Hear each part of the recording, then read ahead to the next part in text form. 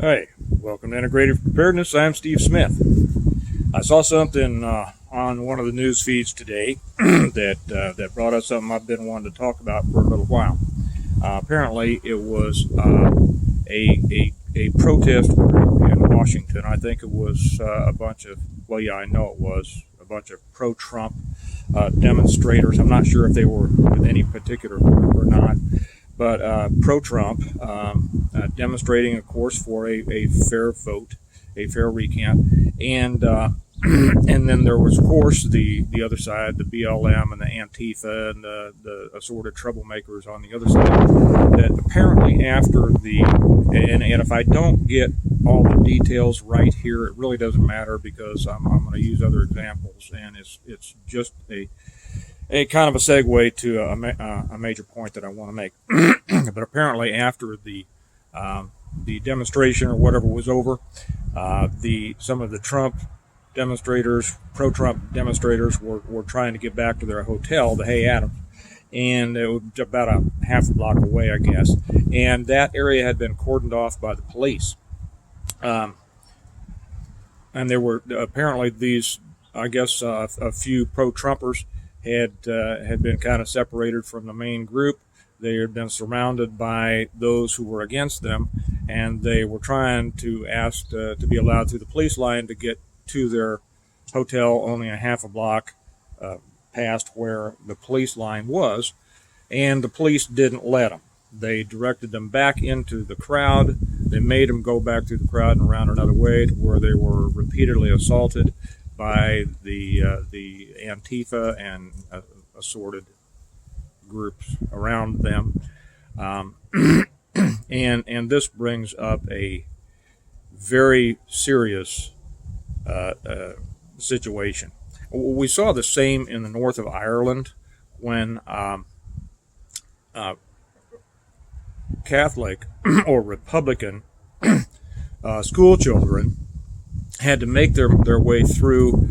They had to, when they went to school, the police directed them through a loyalist or a Protestant area, and they made them essentially run a gauntlet each day. Now, they had fencing up on each side, but they made these parents walk their little elementary school kids to school every morning between sides of loyalists who were throwing stuff at them, spitting at them, throwing urine at them, all sorts of things. And this went on and on and on for a long time. We have seen this happen over and over and over again. We've seen it here in the United States, to where the police, under orders from their commanders, have directed what we might say the right back into areas controlled by the left, almost ensuring conflict and ensuring that those from the right are overwhelmed and outnumbered by the left. Now, before I get into the meat of this, I want to say that there are some fine law enforcement officers out there, fine police officers out there. More and more of them are leaving, but there are some fine ones out there. And I had a comment. I've had a couple of comments. I don't remember whether it was here or on the other channel, talking about how all police who are scum and they're horrible people. They're Nazis for enforcing law, that are unconstitutional, things like this. That kind of idiocy stands on itself. I don't think I pull those off because it's good for people to see what kind of what I consider to be unthinking, reactionary, emotional responses like that can be. And if that person happens to be watching this and they're offended, well, I'm sorry. You can unsubscribe, as I'm sure that you will, but there's no reason for that, because there are some exceptional law enforcement officers out there. There are some mediocre law enforcement officers out there. There are some horrible law enforcement officers out there. Just like there are exceptional, mediocre, and horrible military, exceptional, mediocre, and horrible clergy, exceptional, exceptional, mediocre, and horrible doctors and Boy Scout leaders and priests and everything else in the world. To paint an entire group with the same brush demonstrates an absence of critical thinking. So we're going to get past that. Okay, we're not going to discuss that much more. There are some exceptional police officers and law enforcement officers, and those are not the ones that we're talking about. One of the reasons that I left long ago, back in the 80s, was that I saw a growing authoritarianism among the police, and it was driven first by my time working with federal law enforcement. And again, there are exceptional federal law enforcement, okay? And there are others who are not. And what I saw, their almost pleasure in violating the constitutional rights of citizens. I was disgusted. It flew in the face of everything that I had joined for, that thought I had worked for, that I believed in, and I left. And many others have done so since. Back then, it was you saw it more because there had been a chasm driven between or grown between law enforcement and the civilians, the population, the citizens. And when the citizens, hated the police understood that, and so they always looked at themselves, in relation to the citizens as almost an adversary. Whether or not we were trying to help, we knew that there was an adversarial relationship there, at least in the eyes of the citizens. And, amongst the mediocre and the poor police, that developed into a hatred and a disgust for citizens, a very dangerous situation.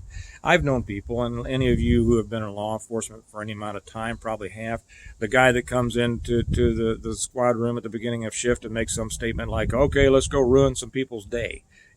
I have never understood that type of mentality. I do not understand, nor do I respect the type of mentality that will go in and see his job through a prism of authority as opposed to responsibility.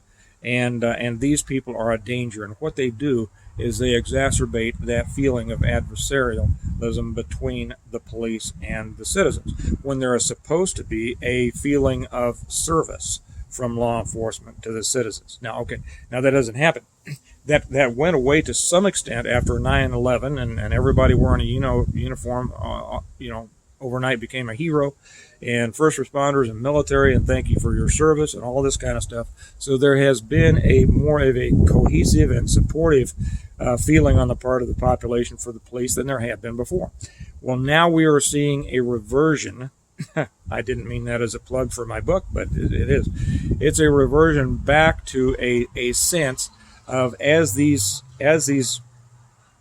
protests and the violence of these protests and these riots increase, as the police are told to stand down, then as the population sees that the police do not stand up and protect them, there is going to be a feeling of disgust, even hatred on the part of more people in the public against the police. Now, many of these police officers, it's not their choice to stand down. It's not their choice to obey these orders.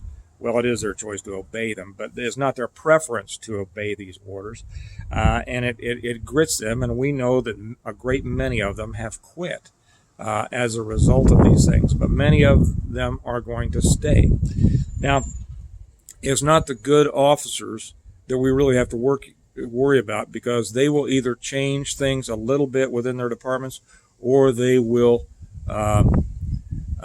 leave, because they will reach a point like I did where they can no longer be a part or support a system that they are diametrically opposed to the core beliefs of, and that is a subjugation of the population. Okay, that's not what we're about. We are Americans serving other Americans. Well, what happens? The problem here lies, just like what I saw in this thing today, was that there will be a segment, and sometimes a significant segment within law enforcement. And the guys in the military will have to tell me whether it's there too. I don't know. But there is and will be a growing segment within the police that will, as they see themselves hated more and more by the public, they will grow that hate themselves, and they will align themselves, as already happens, more with the police and the authority structure than they do with the citizens. And it's already like that. I mean, anything you belong to that's like the military or the police, you tend to see people on the outside differently than yourselves, and you think you're on the side of the angels, and those people are just, they don't understand, and they're whatever, they're beneath you. This is a mindset that grows within the mediocre to the poor. Poor in quality is what I mean. And so they will, as they get more feeling of alienation from the population, they will take great comfort and pride in obeying orders. And therein comes the danger. Okay, these officers who turned away those Trump people up there in Washington were obeying orders. And I don't know, I can't read the minds of each one of those officers, but individual judgment has been taken out of the formula here.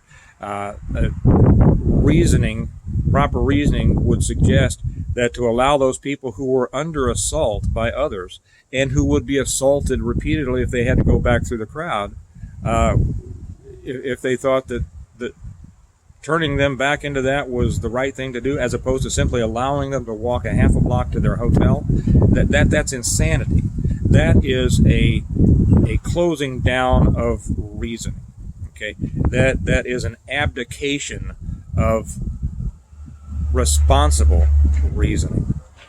But this is going to grow, and they will start to see, again, not the good, but the mediocre and the low level, they will start to see themselves and actually take pride in their ability to exert authority over the population. And that doesn't really take sides. They're not going to see one side's better than another. They're going to see that it's them, the authority, the police, the government, against everybody else, and they're going to start seeing everybody else through the same lens, and that is a great danger. Now, what's going to happen across the country on this? There's some great people out there. There's some great law enforcement. There are some great sheriffs and sheriff's deputies and police officers. They're getting fewer and fewer in the major cities because these major cities they've been crumbling for a long time, and you've got to pretty much be the monkey of see no evil, hear no evil, and speak no evil if you're going to stay within your career path and be able to wait out your retirement. There are those who say, well, a good cop should quit. I agree. I mean, I had the luxury of doing that. However, if you're a student of Francis Bacon, you might remember him having said that he who hath wife and child hath given hostages to fortune, for they are impediments to great enterprise. What that means is it's easier to be noble and to take a stand, a disciplined stand, when you don't have anybody depending on you except yourself. When you've got a wife and a family and kids in school and retirement out there, those things stand in the way of making these noble choices. Okay, are you going to destroy?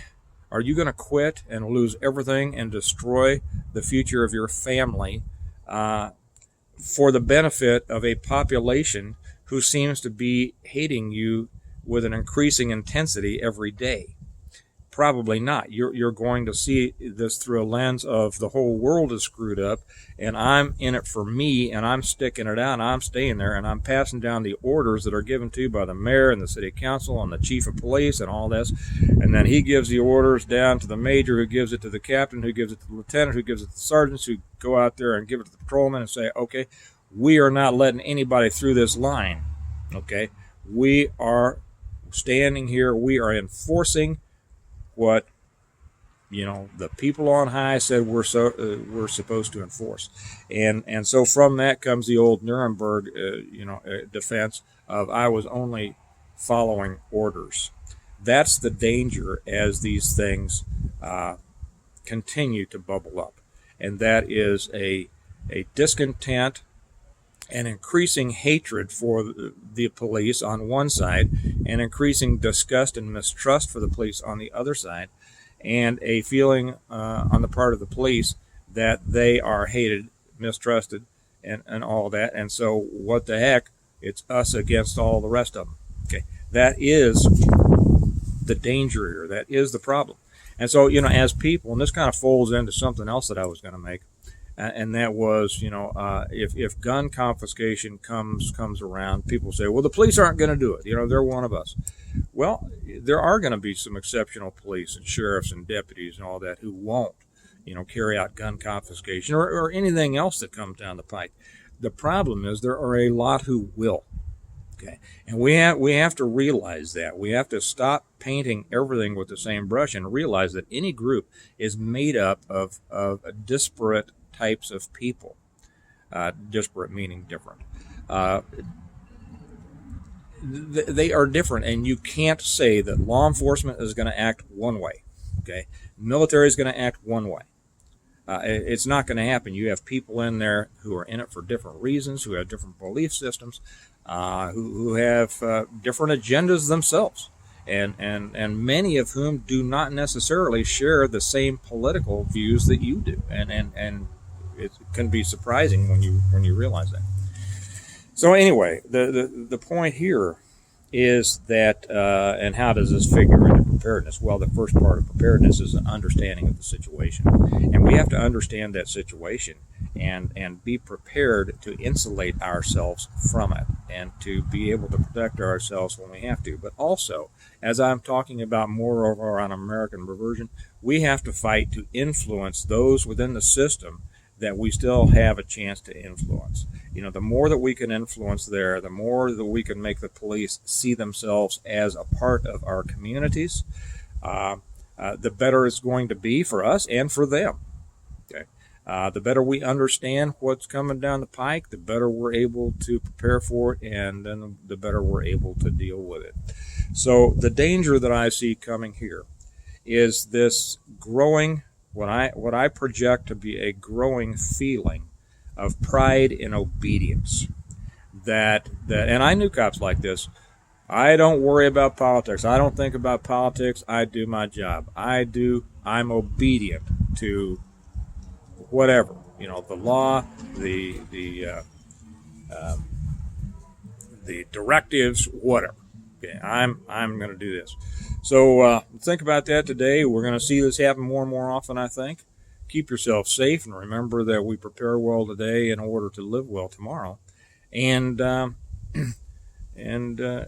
carry this on and have the effect that you can around in your community, and prepare yourself, because I think things are about to get worse. Y'all have a great day. Well, that thought, and I'll talk to you later. Bye-bye.